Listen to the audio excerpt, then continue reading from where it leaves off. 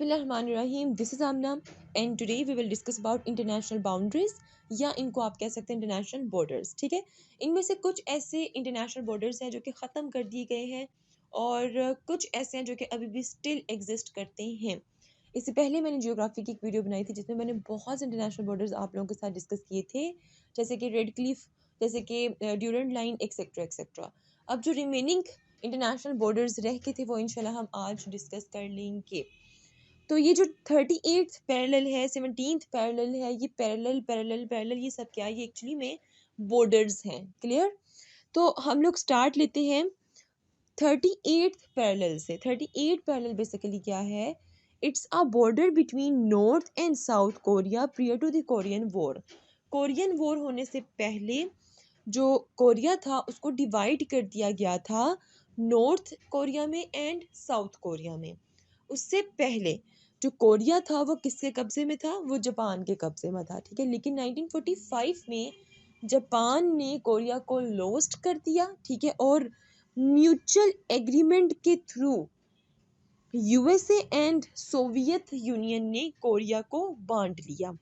अब जो हिस्सा कोरिया का यूनाइटेड स्टेट के हिस्से में गया उसको कहते हैं साउथ कोरिया। ठीक है, और जो हिस्सा कोरिया का सोवियत यूनियन के कब्जे में गया उसको क्या कहते हैं? North Korea. क्लियर? अब साउथ कोरिया और नॉर्थ कोरिया इनको सेपरेट करने के लिए जो लाइन ड्रॉ कर दी गई उसको क्या नाम दे दिया गया? 38th parallel. ठीक है, मतलब एक बॉर्डर बना दिया गया। अच्छा, नाउ नेक्स्ट है जी 17th parallel. It's a dividing line या आप इसको बॉर्डर भी कह सकते हैं that separates Vietnam north and south. ठीक है, कब? 1954 में।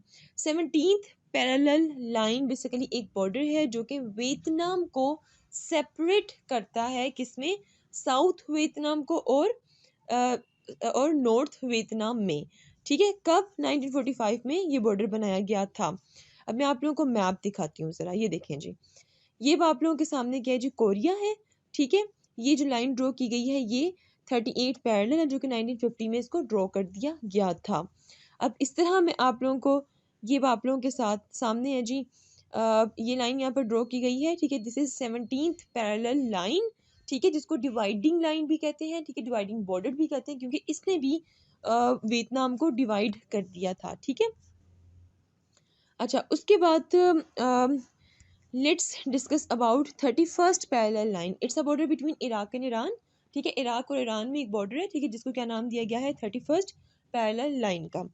देन 40th पैरेलल लाइन या 40th पैरेलल लाइन 1854 में इसको कंस्ट्रक्ट किया गया। The Kansas Nebraska act created the territory of Kansas and the territory of Nebraska divided by the parallel 40th north. ठीक है, अच्छा इसको 40th नॉर्थ भी कहते हैं। ठीक है, या इसको 40th पैरेलल नॉर्थ भी कहा जाता है। ठीक है, बेसिकली एक एक्ट मंजूर हुआ था, उस एक्ट के थ्रू कांसास और नेब्रास्का को दोनों को, मतलब ये जो दोनों टेरिटरीज थी इनको डिवाइड कर दिया गया था इस बॉर्डर के थ्रू। ठीक है, अच्छा उसके बाद let's discuss about 20th parallel. It's a border between Libya and Sudan. ठीक है, अब देखो ये आपका बहुत बेसिक एमसीक्यूज है। आप लोग कुछ ना याद करो, सिर्फ इतना याद कर लो कि भाई जो 20th पैरेलल लाइन है, ठीक है, ये बॉर्डर है वो किस किस स्टेट के दरमियान है? वो लीबिया और सूडान के दरमियान है। तो 22nd पैरेलल लाइन जो है वो किस में है जी? Egypt and Sudan. अगेन यहाँ पे आप कंफ्यूज हो सकते हो। ठीक है, तो इसको बहुत ध्यान से इन दोनों एमसीक्यूज को आप लोगों ने याद करना है। अच्छा उसके बाद है 42nd parallel. It's in New York Pennsylvania border. ठीक है, बेसिकली न्यूयॉर्क और पेंसिल्वानिया का बॉर्डर है। ठीक है, और ये बहुत बेसिक जो बहुत इंपॉर्टेंट पैरेलल्स हैं मैंने आप लोगों के साथ आज डिस्कस कर लिए हैं। तो this is all about international boundaries. If you have any question, do right your questions in comment section below and hit the like and subscribe button if you haven't yet. मिलते हैं जी next hot issue के साथ। Until then मुझे अपनी दुआ में याद रखिएगा। Stay tuned and Allah Hafiz.